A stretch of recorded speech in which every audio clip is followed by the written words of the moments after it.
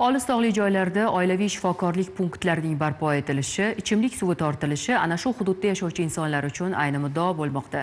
Surxondaryodan tayyorlangan lavha bilan mavzuni davom ettiramiz. Yurtimizda qadimiy qishloqlar ko'p. Bobotog' etaklaridagi Jiydabuloq ham ana shunday manzillardan biri. Jiydabuloq qishlog'iga yetgunga qadar tuman markazidan qariyb 60 kilometr mana shunday sel suv yo'llari bo'ylab so'qmoqlar oralab yurishga to'g'ri keladi. Yog'in sochinli kunlarda bu yo'llardan yurish amri mahol. Faqat maxsus avtomashinada harakatlanish mumkin. Biz ham 3 soat deganda manzilga yetdik. Qishlog'imizga kirib kelyapmiz. Bobotog'ning tubida joylashgan eng baland qishloq. 400 yil, 500 yillik tarixga ega. Yo'llarimiz og'ir, sharoitlar og'irday tuyulsa-da faxrlanamiz va biz shunga ko'nikkanmiz.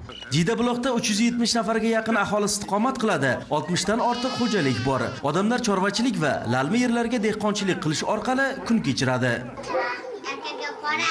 Yaqingacha qishloqda tibbiy xizmat masalasi og'ir edi. O'tgan asrning 80-yillarida hashar yo'li bilan qurilgan shifokorlik punkti xaroba holga kelib qolgani ham bor gap. Davlat dasturi asosida yangi oilaviy shifokorlik punkti ish boshlagani ayni muddao bo'ldi. 1982-yilda paxsadan qurilgan binoda og'ir sharoitda ishlab keldik mana shu vaqtgacha. 2024-yil noldan qurib bitkazib, noyabr oyida bizga foydalanishga topshirdi. Jihozlar bilan ta'minlangan.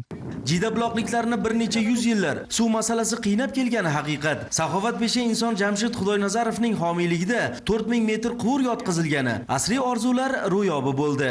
Qishlog'imizda tug'ilib o'sgan Xudoynazarov Jamshid degan yigit 4000 metrga yetadigan mana shu polietilen turbani homiylik qilib, mana shu suvni qishloqqa olib borib berdi. Xalq to'liq birgalikda ishladik. Mana shu yo'llarni qarang, qazdik mana shularni.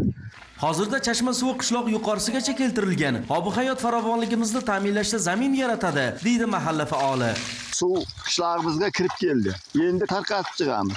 Har bir uyning oldida pomidor, kartoshka, piyoz hamma narsa pishib turadi. Daraxtlarimiz mo'l bo'ladi endi. Bu tog'ning ostidan chiqib kelayotgan. Hozir bu yarmi kelyapti bizga. Yaxshilab sozlaganimizdan keyin to'lib oladi. Bu qishloqning asriy orzusi edi. Aslida tog' hududidagi murakkab sharoitda yashashning o'zi matonat. Bunday xayrli ish va ezgu tashabbuslar esa tog' eli uchun yangi davrni boshlab berishiga ishonamiz. Sobit Qaynarov, Eshquvvat Himmatov, Surxondaryodan.